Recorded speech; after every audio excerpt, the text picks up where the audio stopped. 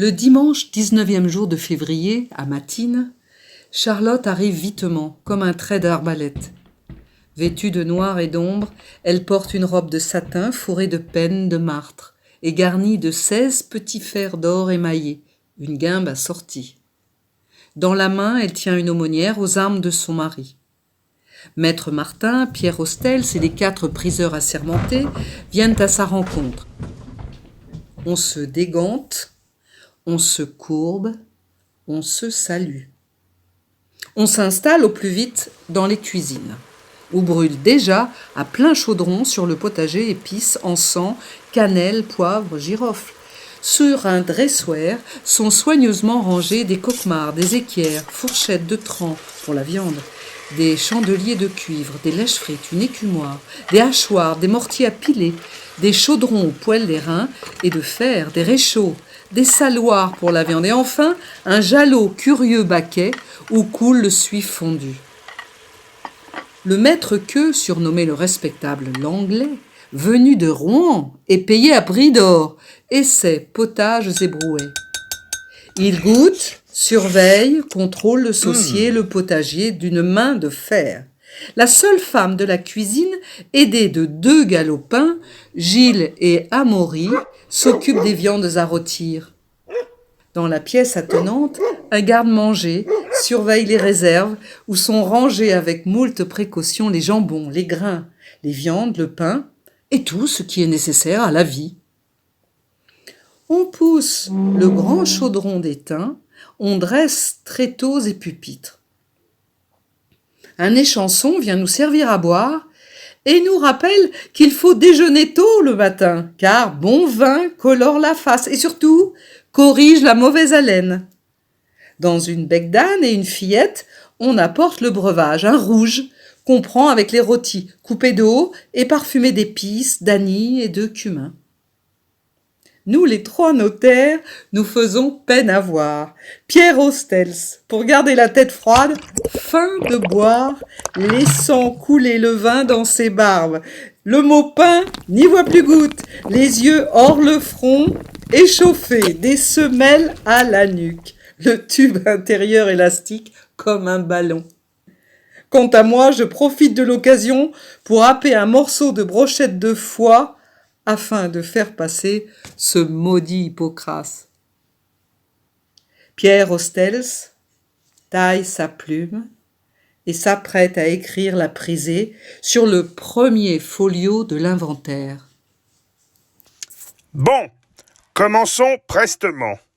Dans 2 saloirs, 1, 2, 3, 4, 5, 6, 7, 8, 9, 10, 11, 12, 16 jambons, 3 quartiers de lard, une moitié d'un petit pourceau prisé avec la saumure, un coffre fermant à clé et 2 tréteaux, 20 sols, 3 chandeliers de cuivre, les 2 grands à tuyaux, l'autre à rondeau et pattes creuses.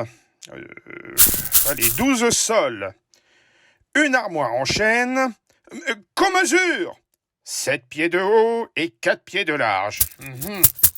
56 sols. Bon, maintenant c'est à vous d'officier, maître crève-cœur. Ah, du vin. 4 fillettes de vin clairé, du cru de Beaune, 11 livres et 4 sols. La prisée dans les cuisines dura plus d'1 semaine. Les plus belles choses étaient à découvrir dans le corps du logis principal. Dans les chambres du 1er et du 2e étage, la galerie en forme d'équerre ayant vue sur la rue des Bourdonnais, la chapelle au bout de la galerie, la tourelle, le cabinet et les greniers. Dans la chambre de Charlotte, nous découvrons le portrait de Pierre peint sur émail, un coffre à fenêtre, un émail de Limoges, un coffre de façon d'Italie où sont soigneusement empilés des vêtements volumineux, des robes de soie chargées de broderies, des robes longues noires aux manches de satin cramoisi, des chaussures plates, des ceintures, des chapeaux, des bonnets et une bourse de soie. Sur la table trône la boîte à fard et les faux cheveux. Sur l'étagère, 2 livres, le roman de la Rose et les petites heures de la Vierge à l'usage de Paris. Dans une boîte à secret, et plusieurs coffrets de toutes sortes se trouvaient les bijoux de Charlotte. 2 anneaux d'or, des broches, affiches et agrafes, une branche de corail, des pierres dures chatoyantes, ou œils de chat aux propriétés magiques, de l'or de Chypre, des bagues, un brerquin d'or garni de 8 diamants, des rubis en forme de cœur, un agneau d'or émaillé bleu et noir, une perle brute jaune, des chaînes d'or, des chapelets en cristal, agate, cornaline, turquoise. Dans la chambre de Pierre, rien n'avait bougé depuis son trépas. Un coffre à 2 layettes taillées à l'antique, un coffre garni de capes et de manteaux de camelot, un lit en noyer surmonté de colonnes de rideaux, le ciel garni de poires de bois doré à houppes de soie. Un coffret aux armes du roi de France, 10 grandes pièces de tapisserie. Dans une grande armoire ouverte, Nicolas Chambray, maître tapissier-priseur, ouvre les guichets découvrant des draps de soie, de laine achetés aux foires de Provins, des étoffes venues de Hollande, des toiles de Perse, des toiles fines de Reims. Sur les étagères, 34 livres, dont 13 reliés de tissu, de métal et de cuir. 4 illustrés, 17 imprimés et 13 manuscrits sur papier. Sur une table, un verre de cristal, un calice d'argent et son voile, un baiser de paix en émail bleu, une coupe à boire décorée d'une licorne et une histoire de danse macabre.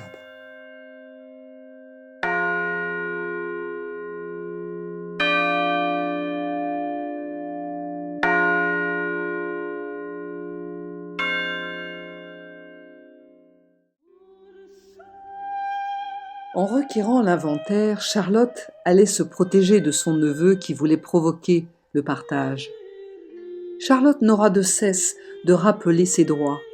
Usufruitière et jouissant de l'hôtel des Bourdonnais, avec tout ce qu'il contient, elle entend demeurer dans la dite maison, conserver ustensiles et ménages de bois, lits, couches et couchettes garnis de leurs draps.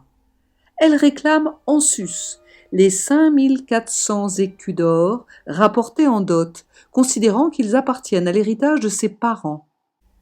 Nicolas de Neuville, le neveu, est l'heureux légataire de la fortune.